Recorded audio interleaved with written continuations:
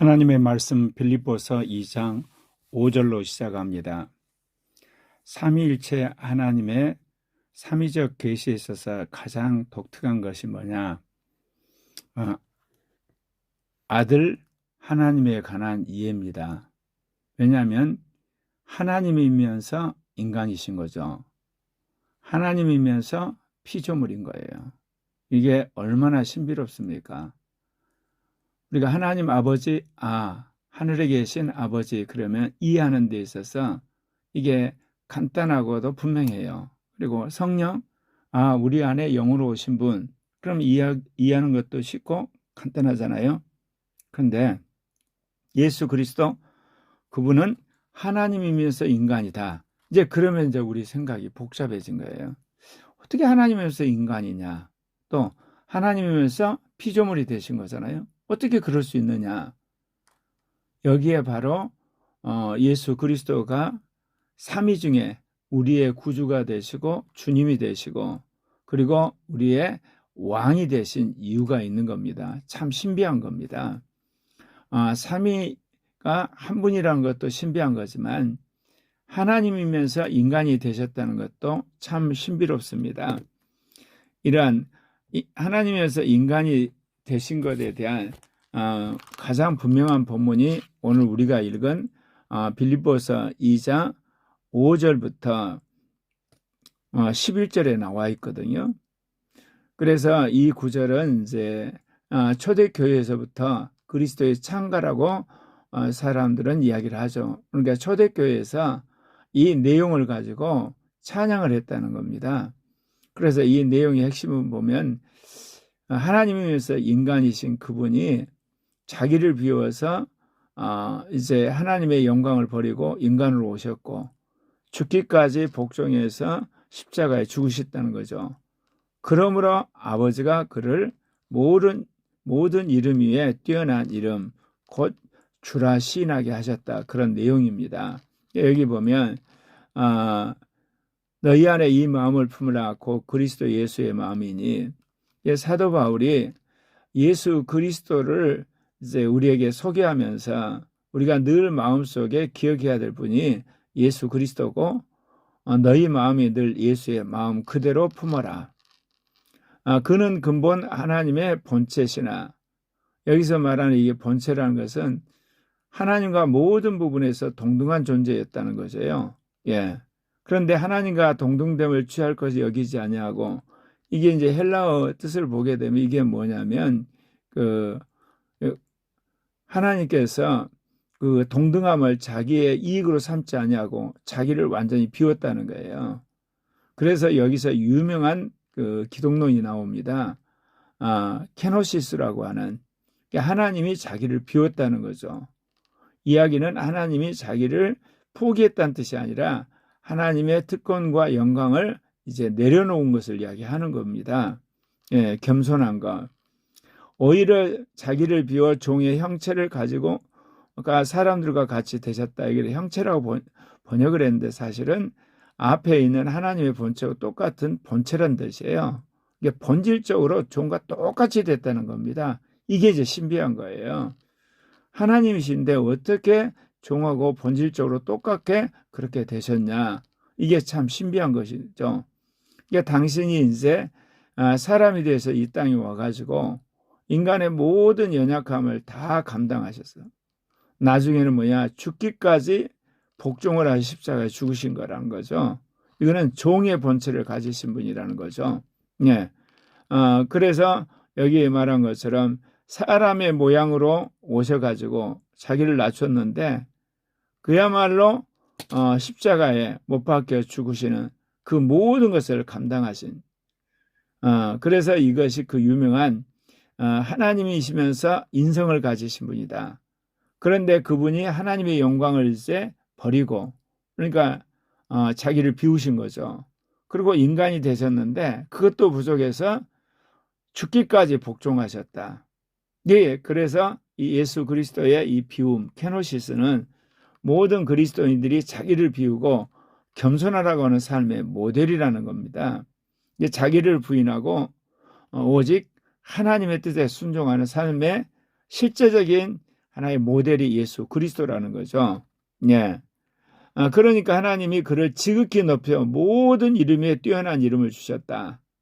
그러니까 그 어떤 피조물 위에 정말 존귀케 되는 그런 이름을 주셨다는 거죠. 그래서 하늘에 있는 자들, 또 땅에 있는 자들, 땅 아래에 있는 자들, 그러니까 천국에 있는 사람, 있는 자들, 여기는 천사까지 포함해요. 이 땅에 있는 인간들, 그 다음에 땅 아래에 있는 모든 악한 영들이나 또는 음부에 있는 자들 포함해서 그 모든 이름이 주님 앞에 무릎을 꿇게 하셨다는 거죠. 그러니까 예수 그리스도는 본질상 주님이신데 당신이 그 모든 것을 포기하고 인간으로 오셔서 순종하고 죽기까지 그분이 복종했기 때문에 이제 주님으로서 권세를 행사할 수 있도록 모든 피조물이 예수 그리스도를 주라 신하게 만드셨다. 그렇게 이야기를 하시는 겁니다. 그래서 하나님 아버지께 영광을 돌렸다. 이게 이제 우리에게 어떻게 와닿냐? 우리가 예수를 믿음으로 이제 거듭나게 되고 하나님의 자녀가 되고 성령을 받았지 않습니까? 그래서 하나님의 아들의 신분이 되었는데 우리도 우리의 모든 고난을 내려놓고 섬기는 자가 되어서 수많은 영혼들을 위해서 희생하는 삶을 살라고 이 바울이 감옥에서 이 예수 그리스도의 그 유명한 케노시스 기독론에 대한 내용을 이야기를 한 겁니다. 그러면서 이제 빌립보서 2장 12절 13절에서 아주 구원론에서 중요한 이야기가 나오죠.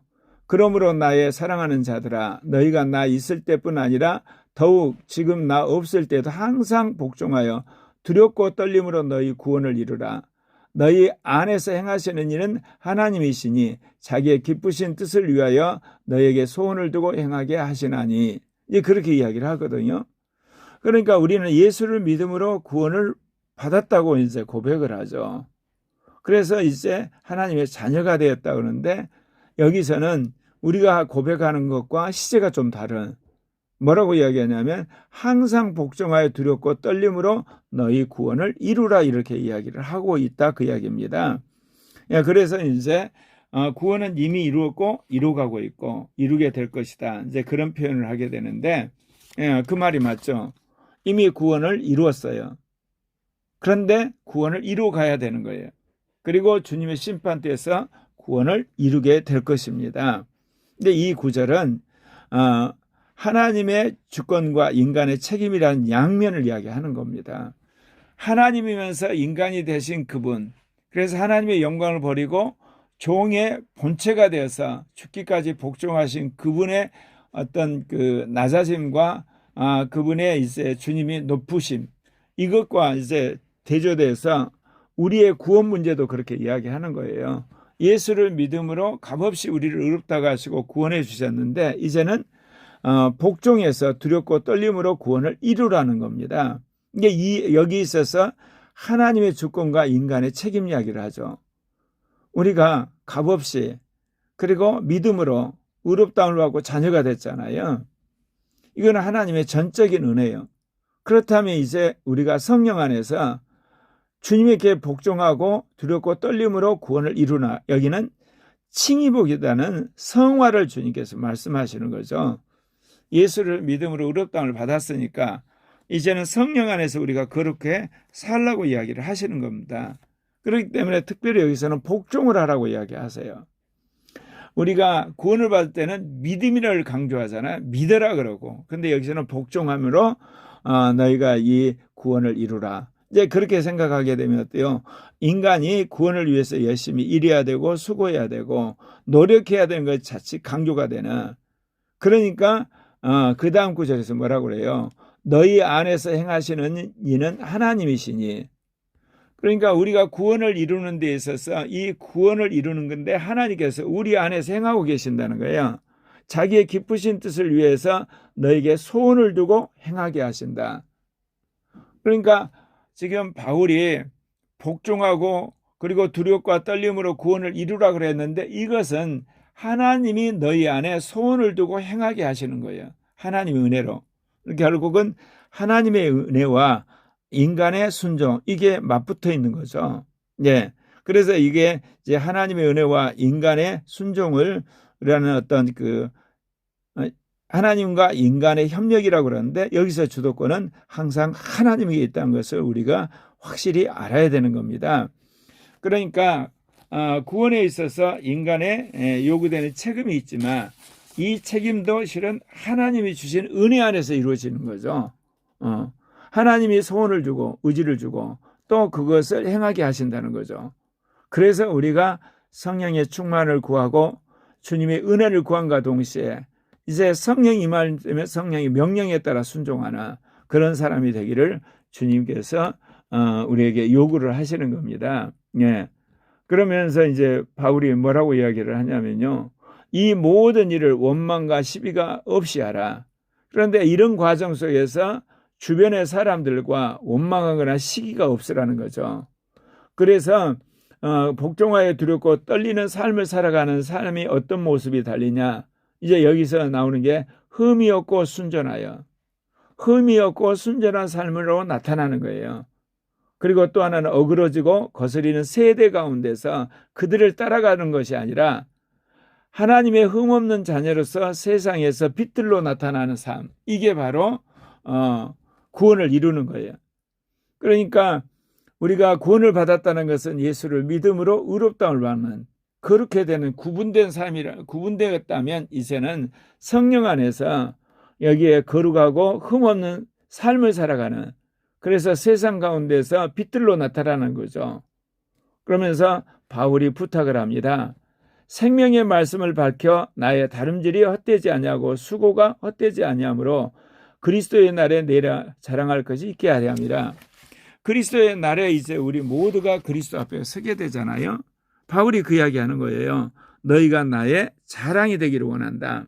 그거는 너희가 끝까지 믿음을 지킴으로 구원을 받아서 하나님의 나라에서 부활할 뿐만 아니라 내가 쏟은 바 그 모든 눈물과 기도와 그 사랑이 너희들을 흠없고 거룩한 자로 세운 바 되어서 하나님 앞에 자랑할 것이 되었으면 한다, 그 이야기를 하는 겁니다. 그러면서 바울이 이제 거기에 아주 자기의 삶 전체를 던져서 그리스도를 그가 섬긴 그 모습 그대로 이야기를 해요. 만일 너희의 믿음의 제물과 섬김 위에 내가 나를 전제로 드릴지라도, 여기서 너희 믿음의 제물과 섬김이라는 거거든요. 그러니까 이 빌립보 교회 교인들이 처음 교회가 세워질 때부터 이날까지 바울과 동역하면서 물질적으로 또 중보기도로 그리고 이 고난 가운데 참여함으로 함께 했거든요. 그래서 이 믿음의 제사 위에 자신이 전제를 드릴지라도, 이거는 이제 구약에서 하나님 앞에 제사를 드린 연후에 거기에다 이제 그 희생의 어떤 술을 붓거든요. 그런 것처럼 나를 전제로 드린다는 이야기는 순교의 피를 내가 흘릴지라도 나는 기뻐한다는 거죠. 그러니까 너희들이 나를 위해서 이렇게 제물이 되고 섬겼는데 나 또한 너희를 위해서 너희들이 드리는 제사 위에 술 전제를 드리듯이 내 목숨을 바친 것도 아깝지 않다. 이제 그렇게 사도 바울이 이야기를 하는 겁니다. 그러니까 초기 기독교인들의 순교감과 관련이 있는 거죠. 그들은 자신의 생명을 복음을 위해 바친 걸 영광스러운 제사로 이해했다는 거죠.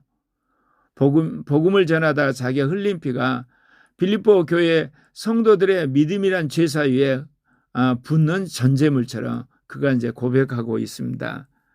이와 같이 너희도 기뻐하고 나와 함께 기뻐하라. 감옥에 있는 바울이 어떻게 보면 슬퍼하고 어서 빨리 이제 감옥에서 나갔으면 하는 그런 간절한 소원이 있을 법도 하는데 전혀 그게 개의치 않고 내가 이러다가 순교한다 할지라도 이것은 내가 너희들의 믿음의 제물과 섬김에 붙는 전제다, 그렇게 이야기합니다.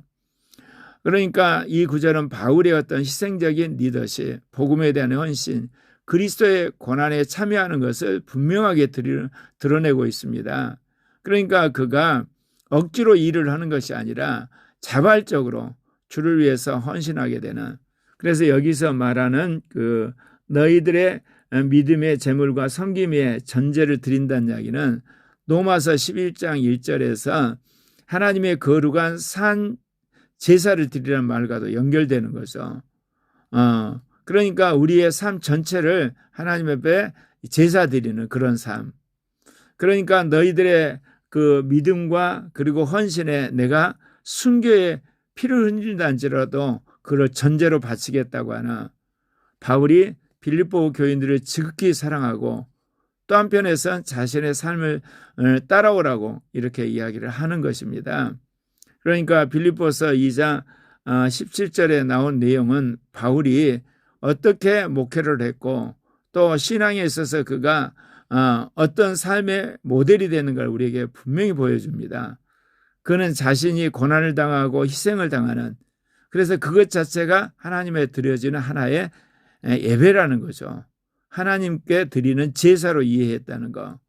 그러면서 어찌하든지 예수 그리스도의 낮아짐과 그분의 높아짐, 승교, 내가 이제 너희를 위해 드리는 이 전제와 같은 제사, 그래서 주님이 나를 기쁘게 받으실 것, 그것을 본받아서 너희들도 너희 자신을 비우고 허영이나 다툼을 하지 않고 서로 하나 되어서 섬김으로 하나님께 영광을 돌리고 세상 가운데 빛들로 나타남으로 훗날 주님 앞에 인정을 받고 자랑을 내가 할 것이 있는 그런 이게 거룩한 자가 되라고 권면하고 있는 것입니다.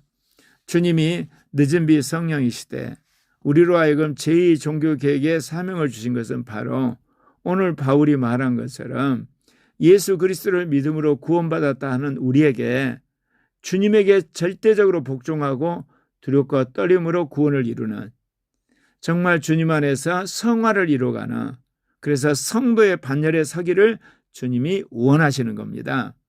기도하십시다.